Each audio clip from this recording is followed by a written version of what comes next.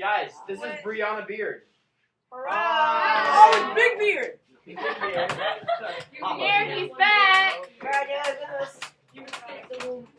Hello, Taylor. Yeah, Taylor. Woo! Mr. Snazzy. You want to tie your tie? I apologize, Your You Honor. tie my tie. All right, you ready? Okay, prosecution. I don't know. You're not going to start off with us. We have to take an oath. Oh, everybody, yeah. wait, everybody, let's be really loud so we get to bang the. No. Not order in the court. So, the counties of Greg and Smith versus Dr. Frankenstein. I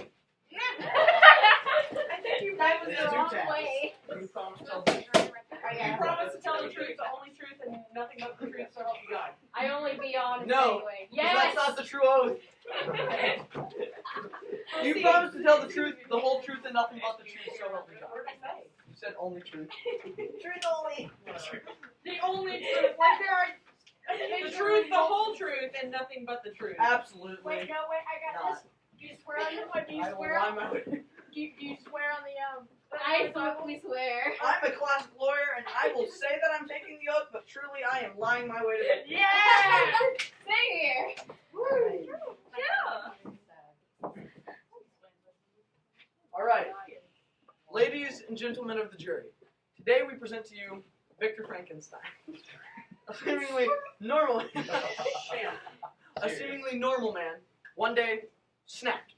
Then, driven by his will for scientific advancement, abused his intelligence and knowledge of anatomy, and created a horrible wretch from the remains of body parts that he stole from graves. Mr. Victor Frankenstein is guilty of murder through vicarious liability as well as crimes against humanity. And today we will show you that these actions prove these claims without a shadow of doubt are true. In Chapter 4, Victor Frankenstein recalls how he robbed a grave for the pieces he would need to create the monster and how carelessly he created that without any thought afterwards of what would happen to the monster or to himself. Today we will be calling forth Frankenstein himself and our expert witness, Dr. Mangler, as our expert witness to prove that he was not in fact insane or whatever y'all are saying now. The defense will try and prove that he was insane or criminally insane or temporary insane, I'm sorry, that whenever he was creating the monster. But we can prove this wrong. And Victor Frankenstein also admits he is guilty of murder through vicarious liability, since if he hadn't created the wretch, then none of the horrific events would have happened in this tale. We would also like to say that Frankenstein is in fact not guilty of the defense. Read! Well, we didn't hear that. Sorry. Sorry about that. Alright. That's so fun if we concede. Bailiff, do your job. Get these knuckleheads under control. Ow. How did you hurt your head? Headache. Oh. Prosecution team, are you done? I guess. Okay, defense, would you like to present your opening statement?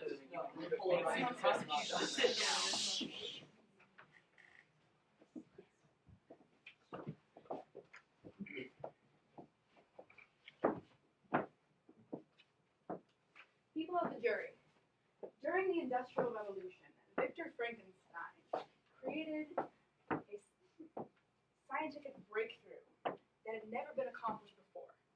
He created life from remains of the dead. Now, at this time, Victor had deprived himself of sleep and adequate nourishment, and thus was already not in the proper state of mind.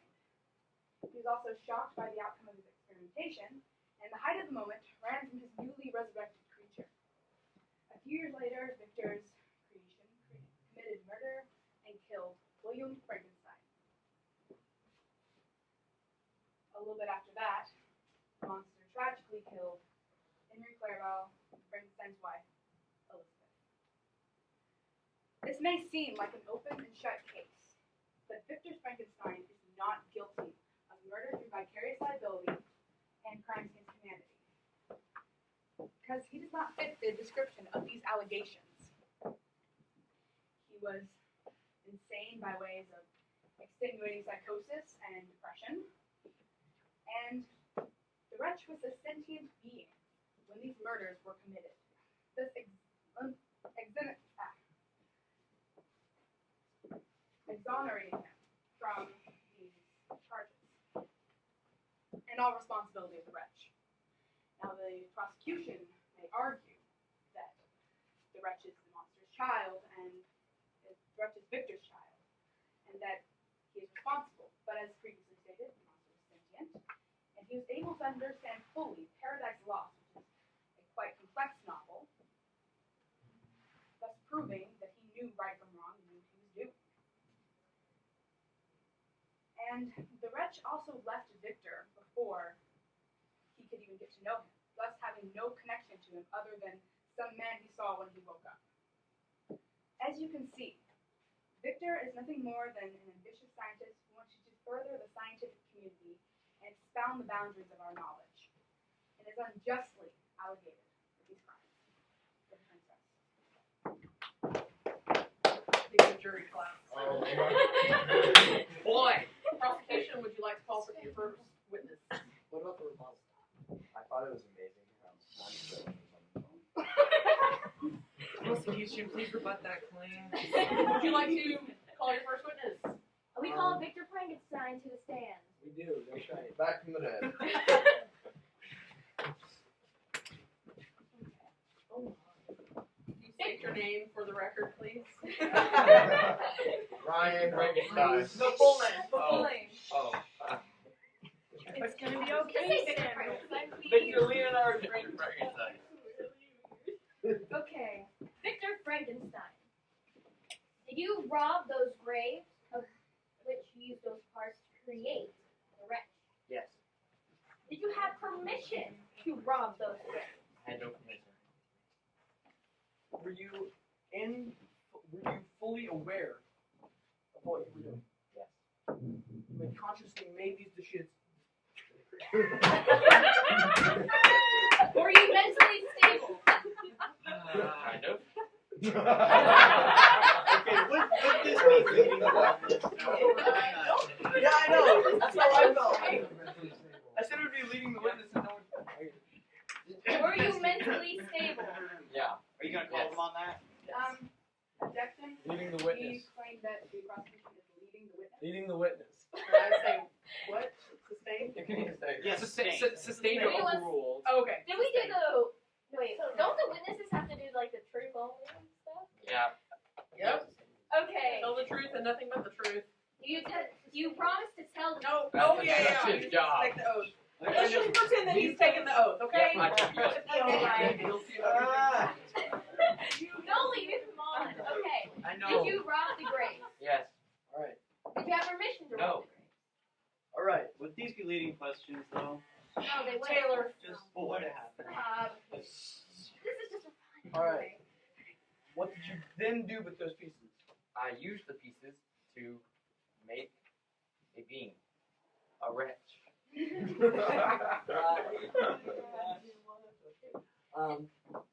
Did you consider the wretch that you had created as your child? No. I did not consider it my child. What was the ambition for the creation of this? The ambition? Your ambition. Please say the question, please. Okay. What led you What- to do this? What drove you? The advancement of science. Okay, can you elaborate? I wanted to advance technology and science. We rest. Wait. No further questions? Yes. Defense? I'm hating this trial right now. But you're not taking it seriously. Any of that. I'm trying to. Fingers, I was good job. Order. Yeah, So, would you say that during the time of the creation of the wretch, that you were, shall we say, in a improper state of mind? In a way, yes.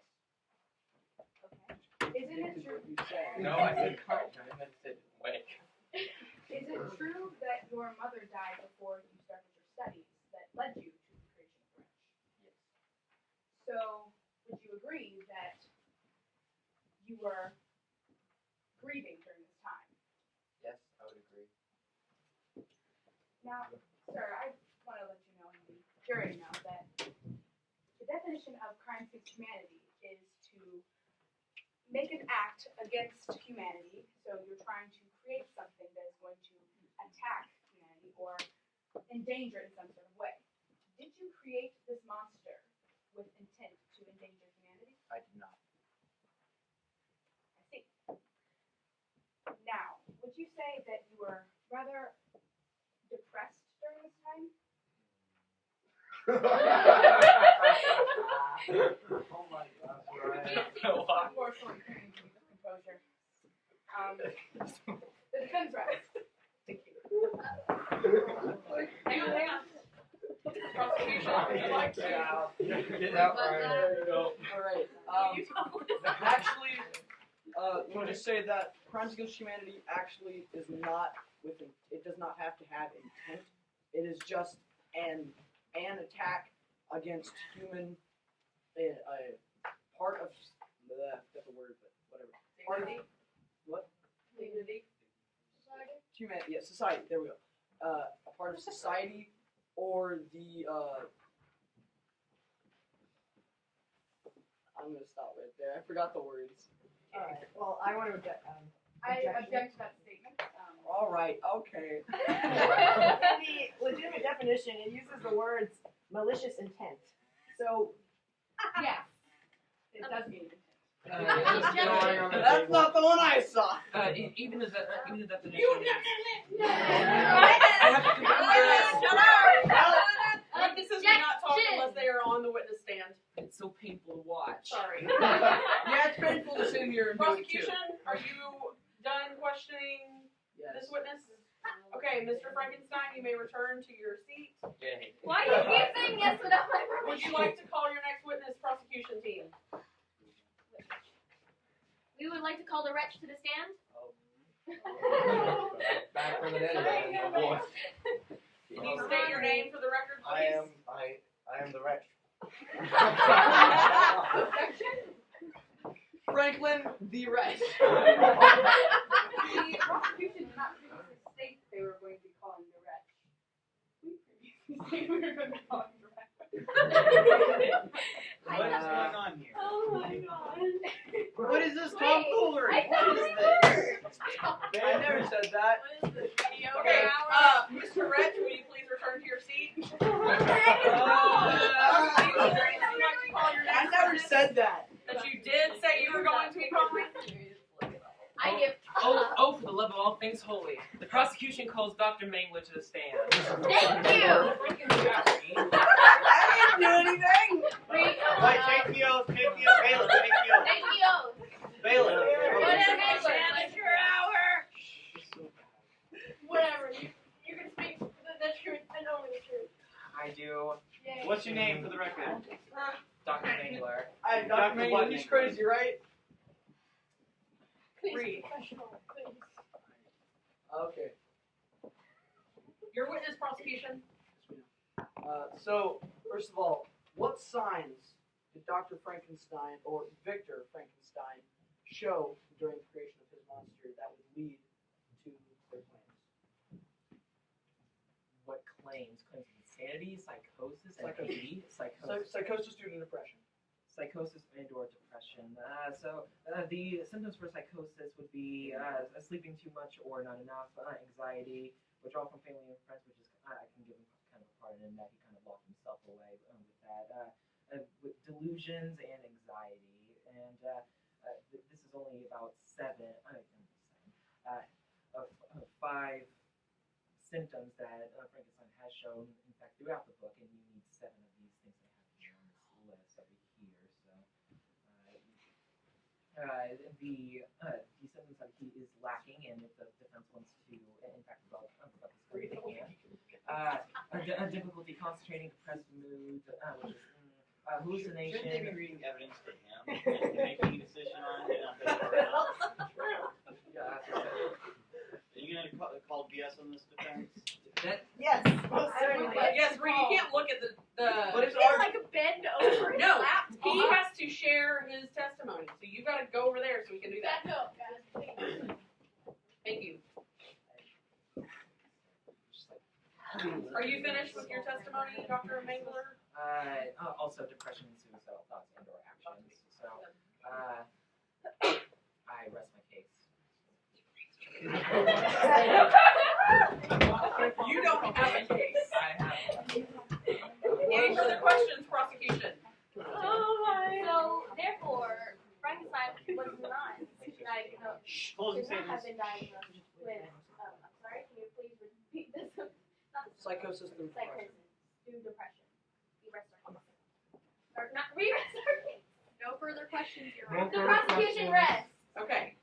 Dr. Mangler, defense team, would you like to cross-examine the witness? Okay, Dr. Mangler, you may return to your seat. Defense, would you like to call your first witness? No further. What? Defense holds Justine to the same. I did that again. Hello, Justine. There we go. Would you like to oath? She would like. Do you swear that Do you want to oath? I do. Good. All right. Cool. Ms. Justine, would you like to state your name for the record? Justine Moritz. All right. Ms. Moritz, could you please describe your relationship with Dr. Frankenstein? I was Victor Frankenstein's family servant, and to be honest, Victor Frankenstein's family actually took me in, and I became their servant because my previous family, they had abused me very badly, and Elizabeth, Victor Frankenstein's cousin, thought fit to take me in and so I soon started becoming part of the family, and I kind of put my life to do everything for them. How would you describe the accused? Well, Victor Frankenstein is a very bright man, and he is very kind-hearted. Actually, whenever he came to the family's house due to William, or Victor Frankenstein's brother's death, he went there to be the family's comfort, and they were also his comfort because of the death. And so even though he was willing to talk to them, but even though if he didn't talk to them, you could still see the concern and love for them in his facial expressions and habits. In your opinion, having known the accused, would you say that Victor Frankenstein could have possibly consciously committed these crimes? No, I don't, because with someone who has that much love for his family and concern, I don't think he could have committed a crime like this. Thank you, Ms. Mullins. Defense. Yes, we would like to cross-examine. So, according to what you just said, he did, in fact, journey back to his family in Geneva to see and talk and comfort them, correct? So, according to Dr. Mangler's description of your claim, psychosis through depression, he must be, the seventh thing would have to be withdrawn from family and friends, being isolated. But in fact, even after the creation of his monster, with the death of his brother, he was worried about his brother and went to go see him. Question or statement? Well, the first thing was a question. That was just a statement. And even before, he thought about his family. He really did think about his family during the time that he was creating the wretch. It said that letters have been sent to him, and he has read the letters. It's just that he was so submersed, just didn't write back. All right, so. No further questions, not rest. You know what? I want to take a nap. Very I'm end. gonna rest. We can see. Any further questions, defense? Okay, Ms. Moritz, you can return to your seat. Defense? defense, would you like to call your next witness? Yes, we'd like to call Elizabeth Frankenstein.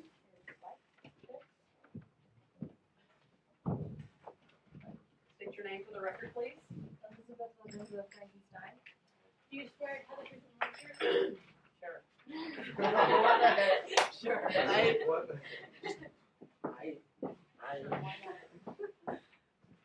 Elizabeth, can you please tell us how you knew the accused?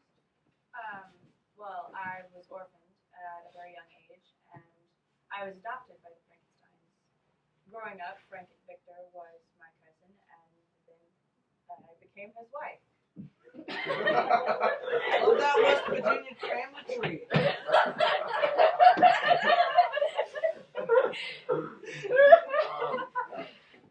So, you would say that you knew Victor very well growing up. Yes. Okay. How would you describe his behavior?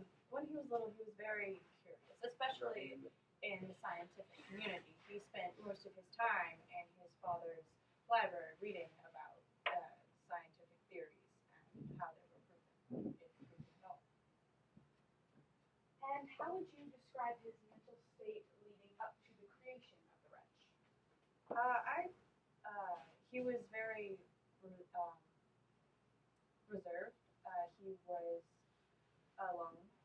He wouldn't write to us, so I didn't truly know the extent of his condition until his friend Henry explained to us that he had been working on an experiment, and he had been so involved in that he rarely took the time to eat or sleep.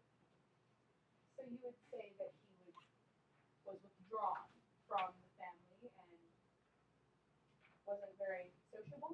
Yes.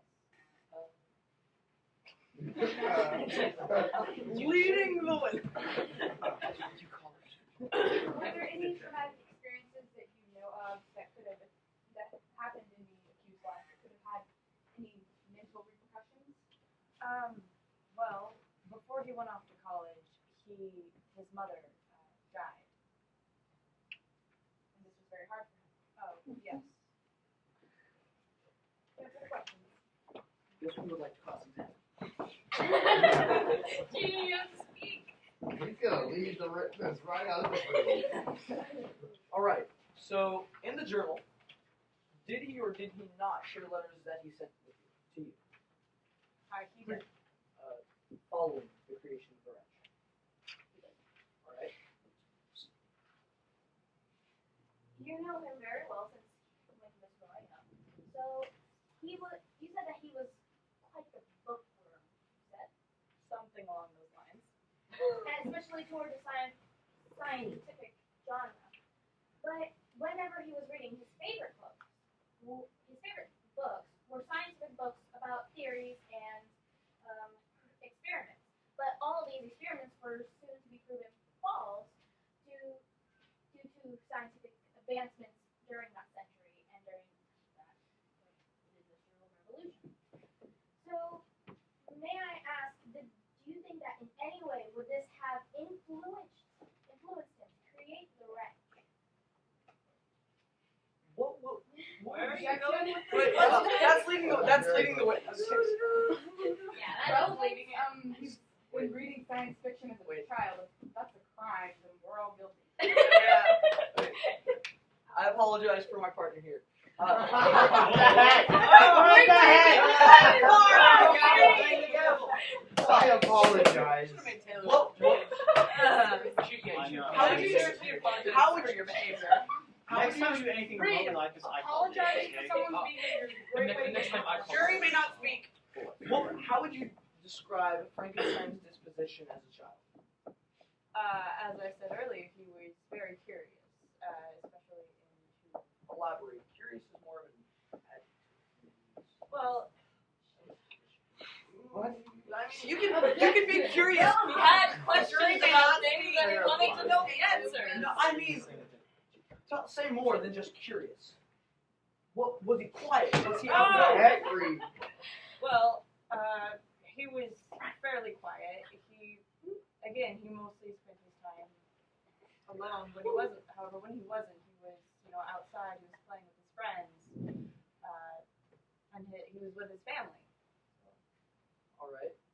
So, when with his friends, was he more of a talkative, loud child, or was he more one-on-one and personal? Was he someone who was extremely introverted or extroverted?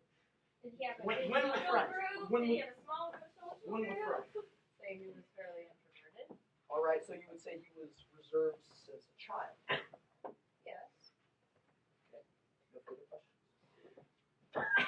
What? Everybody go to nurse. He was reserved as a child. Prosecution team, will you limit your questions to one at a time, please? And state your Would you question like to first. re-question your witness? We have some more questions for our witness. Miss Frankenstein. So, in his letters, did he write after the registration or around like that time? Very close to? Yes, he did. Now, was it him writing or was it his friend Henry writing? Just a clarification. It was him. Sorry, it was his friend Henry.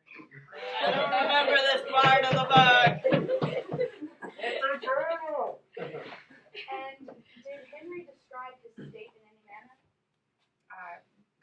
He said it wasn't good. Gavel. So you're saying that he was not in a proper, healthy state during this time? No. And growing up with him, you said that he was imaginative? Yeah. How imaginative would you describe? Well, he had fantasies of such. Again, with scientific community, He had fantasies and somewhat. ideals and He had ideas of things he could not do, things involving science as to where they would go, and incorporating science into those ideas. I see. No further questions. Thank you. So he had dreams? No. Mrs. Frankenstein, will you return to your seat? Defense, defense, would you like to call your next witness? We would like to call our psychiatrist to the stand, Dr. Adams. I am Johann Schwarzenheimer. Mr. Schwarzenheimer, then. Oh, God. It's up here, so guys, of course, the witness. Let's just say, thank goodness this isn't a grade. Yeah. Wow. If it was a grade, I'd probably take it more seriously. But then again. It's for a grade. Oh! You said it wasn't earlier. Well, if it'll make him take it more seriously. Oh, that works. Oh! Alright, I'll give you for I see for your lack of gavel use. So, I will describe certain ailments and symptoms that the accused was feeling during the time Very well. before he made his creation, or during his creation. Many times maybe. And I want you to tell me if these ailments, these symptoms, match with any, disorders that you can think of. Very well. So, in page 24, in chapter 3 of the journal, the quote says, "She died calmly in my arms." This was just mainly talking about the depression that he felt from his mother. He said that he felt grieved, and the bitterness of reality really showed how deep his soul was. Would you agree that he felt depressed after this? The death of a parent or a loved one is a very major event and what we call like the emotional readjustment scale. So it would take a lot of work for him to reach emotional equilibrium after that. That said, most normal people can recover from it under normal conditions without any ill effects in the long run. Okay. And here's another symptom that we found in page 29 in chapter 4. "Soon I became so ardently eager that the stars often disappeared in the light of morning while I was working in my laboratory." That clearly describes insomnia, or just staying awake. I mean, people that have practiced it, that are workaholics might lose track of a few nights here and there, but if this was a repetitive behavior, especially if it was to escape something, i.e. the you're doing this to escape the gravity of some situation or to reach some sort of emotional resolution, then it may be symptomatic of a deeper problem. In that case, I will add my next quote, which is from page 28 in chapter 3. I closed not my eyes that night. My internal being was in a state of turmoil. By degrees, after morning's dawn, sleep came. This was become a repetition of him not sleeping. I mean, we all have bad nights sleeping, but I mean, just the compounding and the repetitiveness of this would, at this point, mean he should probably see a practitioner. As far as you described it. Okay. Now, here's one of the big ones that was found in the journal. Until from the midst of the darkness, a sudden light broke in upon me. A light so brilliant and wondrous, yet so simple, that while I became dizzy with the immensity of the prospect which it illustrated, I was surprised that so many men of genius had directed their inquiries towards the same science, that I alone should be so reserved to an astonishment. Do you believe that he was slowly hallucinating? Because this was stated on page 31, and in the later sentences, it talked about how the person who was retelling the story felt as if he was hearing this from a madman. Would you like to clarify exactly what you know by a light or by that endeavor? Yes.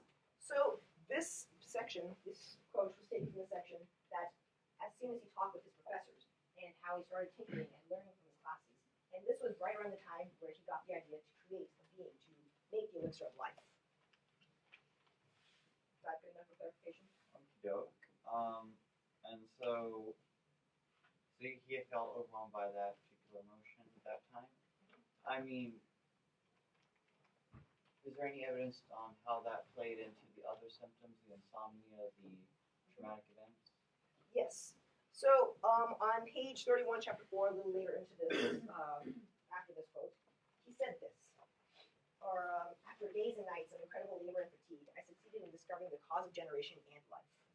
So this was again just from that, the thought, the vision he had, that hallucination, maybe, that he found out, the reason life existed. Now, here's the next part. I beg your pardon, was that a question? That was a quote, and that was just me clarifying. Very well. A new species would bless me and its creator and source. Many happy, excellent creatures would owe their existence to me. I would be a god. You believe that this can most certainly be classified as a weird belief? In and of itself, no. None of us are immune to hubris or pride. Maybe perhaps a bit of delusions of grandeur from time to time. But when it is spurred on by this, at this point, I would say it's physical depression as a result of his traumatic events. Combine that, which can initiate lack of sleep in a very vicious cycle in order to escape some aspects of reality, combined with, from what I've heard on the trial, a very flighty, imaginative, fantasizing personality, and of course leads to these delusions. Whether that's of grandeur or of 5-minute warning. this very bizarre nature. In that case, I will finish off my last quote. Every night, I was oppressed by slow fever, and I became nervous to the most painful degree. The fall of a leaf frightened me, and I shunned my fellow creatures as if I had been guilty of a crime. Sometimes I grew alarmed at the wreck I perceived that I had become. In that quote from chapter 34, or page 34, chapter 4, do you agree that he was exhibiting signs of avoiding others, not following his personal hygiene standards, feeling a bit of paranoia? Would you like to slow down so I can address each one of those at a time? Okay, paranoia. Start that. Yes. His guilt his perceived guilt at the perceived wrongness of his endeavor, combined with the lack of sleep, made that physical jumpiness at all hours. Do you believe that also combined with fatigue and increased energy? Yes, and I'd like to package the paranoia, the fatigue, and decreased energy altogether into the physical depression that was the result of trauma. Okay, with all these symptoms that you've heard, I will now read what the legitimate definition of depression and psychosis is. Depression can be caused by feeling fatigue and decreased energy, feelings of hopelessness or pessimism, insomnia, early morning wakefulness, or excessive work at the later hours, irritability, restlessness, overeating, or appetite loss, and persistent thoughts of anxiety, and yes, that is the depression. So at this point, I would evaluate as he suffers from, just by the physical symptoms and the nature of his trauma, he suffers from depression. In order to escape the negative feelings and the self-destructive behaviors, he turns to workaholism and guarded by illusions of grandeur and paranoia. So I would diagnose this person as a psychotic person with depression that is in need of therapy and not in control of their actions. So would you agree that this is, in fact, mixed animating form of psychosis, which lasts more than 6 months, and with mixed depression? Given the severity of the circumstances, it could have lasted for years in a sustained state. Thank you. That is the defense risk. Like the rest of your whole case? No. No further questions. Alright, so actually I would like We have like 2 or 3 minutes Better hurry, Reed. before jury. So, really quickly.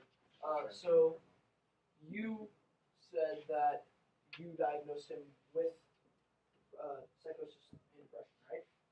I would need a more formal clinical setting to make that as an official diagnosis, but from what I've been told, he meets all the criteria.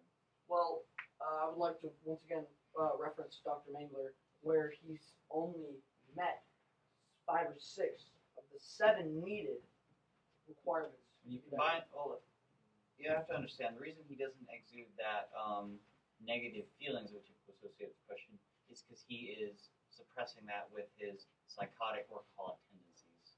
Well, still, insomnia might be aiding to that, but once again, you cannot officially diagnose that. I did not say anything about insomnia in this instance, sir. Sorry, the defense referenced insomnia. With that was a leading factor in some of these claims. Objection. The prosecution has said you cannot inform their own opinion, which is leading the witness to say. I'm afraid, Mr. Banta, that the symptoms I've been described really do match up with the diagnosis that has been proposed, and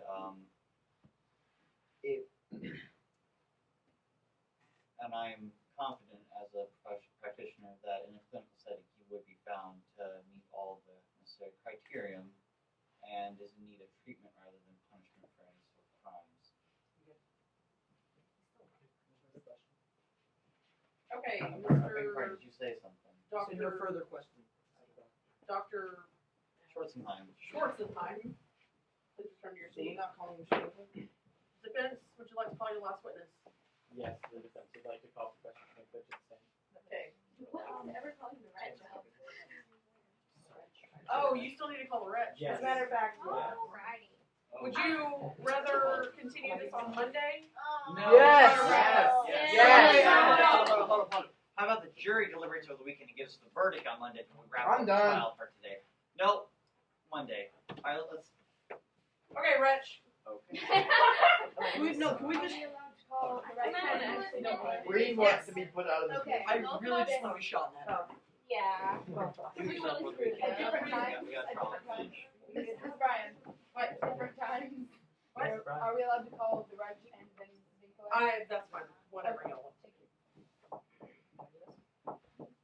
Go, wretch. Or go, defense. One of you hurry up. Go. Bill.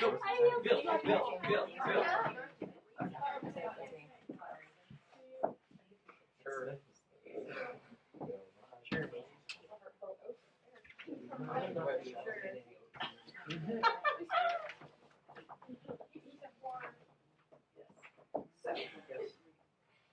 how would you prefer to be called? Jade. Whatever. Wretch it is. So, what was your first memory being born in the lab? When I was created, I remember bright lights, lots of sounds, and one person. I remember that person running away, and I went to go greet him, and he ran away out of the building that I was born in. And that's all I remember. Do you then remember leaving his custody? I remember after he ran out, I went out to go explore. That's how it went. So, that means you knowingly left his custody under your own authority. Did you read Paradise Lost? Before I left, I did indeed pick up the book Paradise Lost and read it as I explored the world around me. Were you able to understand some of the concepts presented in the book? The book helped me develop my language skills, so I generally understood, yes. Now, shifting gears, why did you kill William, Henry, and Elizabeth? So, at the point where I met William Frankenstein, at that point I'd been angry at my creator because he had created me and left me in a distraught world, very not good world. So I was angry at Frankenstein and lashed out on William when I seen him. Is this the same for Henry and Elizabeth? Whenever I killed Henry, I killed him because Frankenstein had promised me a second monster, but he had destroyed his work right before it was almost finished. So in anger, I killed Henry and later Elizabeth. So, because of the actions of your actions, you feel this. You left his custody knowingly, and you subjected yourself to all these conditions, the harsh ones that you feel that you should be able to blame for your creator, Victor Frankenstein. But as a matter of fact, you're able to prove that you are sentient and smart enough to be able to read the book as tough as Frankenstein or Paradise Lost, and you're able to understand it and use it for yourself. So you could not have. So Victor can't have been blamed for these things because you knew what you were doing and you left his custody. Victor had no idea the feelings that you harbored or any of the actions that you felt or that hurt you. So by displaying the fact that you have the capability to understand the topics presented in the cause of a book, you have demonstrated that you are in fact an adult, therefore responsible for your own actions. The defense rests. No Further questions. Propaganda. Okay. I think we just Reg, call. take your seat, please. Thank you. Dr. Spiegler. We would like to call Defense Hall Professor Kemper. I'm Dr. Spiegler, Okay, it's a Professor of doctor. Literature. Apologies, madam. Read. If you would state your name and occupation for the record. My name is Dr. Miriam Zwinkler, and I am a professor of literature. I